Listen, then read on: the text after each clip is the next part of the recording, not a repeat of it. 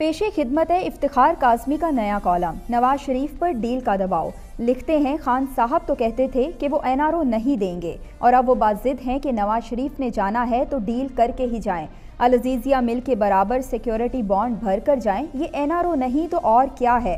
हुकूमत ने वज़ाहिर नवाज शरीफ को बैरून मुल्क जाने की मशरूत इजाज़त दी है और ECL से उनका नाम निकालने के लिए गारंटियाँ मांगी जा रही हैं। हुक्मरान जमात को मालूम है कि नवाज शरीफ की बीमारी शदीद नौयत की है और इलाज के लिए बाहर जाना उनकी मजबूरी है।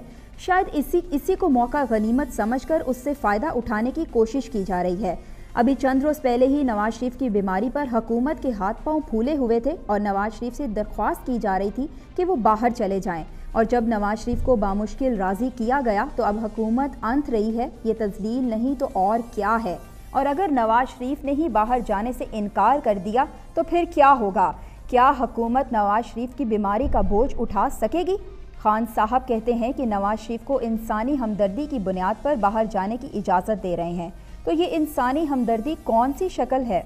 कानूनी तकाजे तो अदालत मुकम्मल कर चुकी है, इसीलिए तो नवाज शरीफ को ज़मानत पर रिहा किया गया।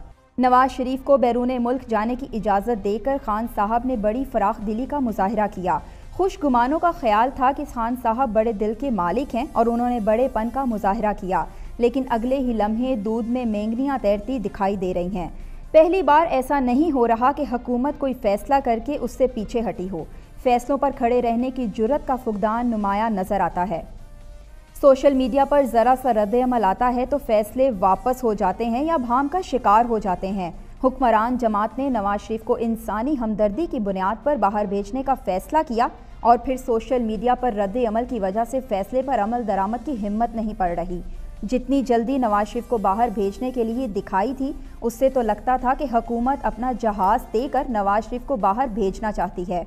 यहाँ तो हुक्मरान जमात को उस बात का डर है कि कहीं नवाज शरीफ या अपोजिशन के हवाले से उनका बयानिया ज़मीन बोस ना हो जाए, या फिर खान साहब को ये खदशा है कि नवाज शरीफ वापस नहीं आएंगे।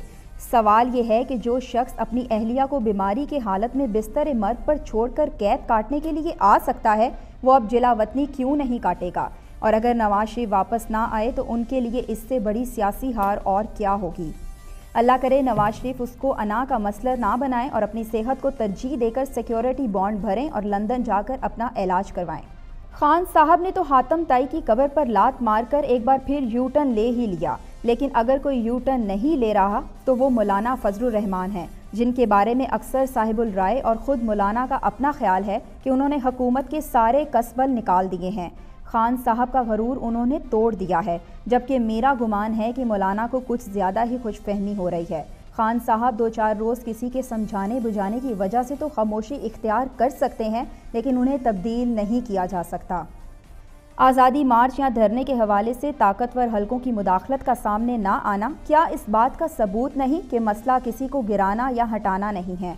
अगर मकसद वज़ीर आज़म से इस्तीफ़ा लेना होता तो उससे भी कम तादाद में अब तक ये काम हो चुका होता। नवाज शरीफ के खिलाफ धरना भी कट टू साइज़ के लिए था और आज़ादी मार्च का मकसद भी यही लगता है कि उसके नताइज भी सामने आ रहे हैं। और खान साहब से ज़्यादा किसे इस बात का इल्म होगा कि गर्दन से सरिया किस तरह निकाला जाता है। ताकतवर हलकों ने इस पूरे अमल में ख़ुद को गैर जानिबदार रख कर ये साबित कर दिया कि अब अगली लड़ाई खान साहब को सियासी तौर पर लड़ना है और जिन बैसाखियों के सहारे वो चलकर यहाँ तक पहुँचे हैं, अब वो बैसाखियाँ उन्हें मैसर नहीं होंगी। लाने वाले ये नहीं चाहते कि निकालने का इल्ज़ाम भी उनके सर पर आए, लेकिन कब तक उंगली थाम कर चलाया जाए, ये बात खान साहब को भी समझ आ गई है। इसीलिए उन्होंने नवाज शरीफ को बैरून मुल्क जाने की इजाज़त देने के इख्तियारात होने के बावजूद मामला अपनी नटखट काबीना कमेटी पर डाल दिया। बादिउल नज़र में धरने के मामले पर असाबी जंग जारी है। हकीकत यह है कि मौलाना के आज़ादी मार्च के हवाले से हुक्मरान जमात के तमाम दावे नाकाम साबित हो चुके हैं। मुज़ाकराती टीमें नाकाम हो चुकी हैं। ना मौलाना अपनी शराइत से दस्तबरदार हो रहे हैं और ना ही धरने को ख़त्म करने पर राज़ी हैं, और अभी तक उन्होंने आइन और कानून की खिलाफ वर्जी से भी मुकम्मल परहेज़ किया है। अपनी किसी हरकत से किसी तीसरे फरीक को मुदाखलत का मौका भी नहीं दिया। ना कोई तोड़ फोड़ की गई, ना हुकूमती इमलाक को कोई नुकसान पहुँचाया, ना रियासती इदारों पर कब्जे की कोशिश की गई। मौलाना फजलुर रहमान ने मुतालबात के हवाले से लचक दिखाते हुए कहा कि अगर हुकूमत वज़ीर आज़म के इस्तीफ़े पर राज़ी नहीं तो इस्तीफ़े के बराबर कोई चीज़ ले आएँ।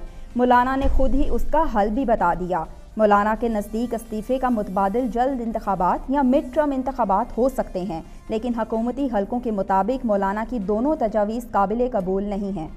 جیسے جیسے وقت گزر رہا ہے، مولانا کے لہجے میں تلخی بھی بڑھتی جا رہی ہے اور اب پلان بی پر عمل شروع کر دیا گیا ہے۔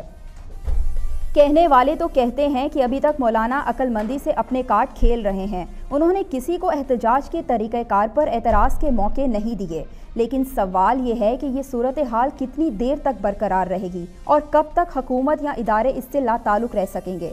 بظاہر تو یہی لگتا ہے کہ حکومت کے پاس آزادی مارچ کا کوئی توڑ نہیں اور دیکھو اور انتظار کرو کی پالیسی پر عمل کے سوا کوئی چارہ کار نہیں۔ خان صاحب اور ان کی ٹیم اس مسئلے کا کوئی حل پیش نہ کر سکے تو پھر صورتحال کس طرف جائے گی اس کا اندازہ لگانا مشکل نہیں۔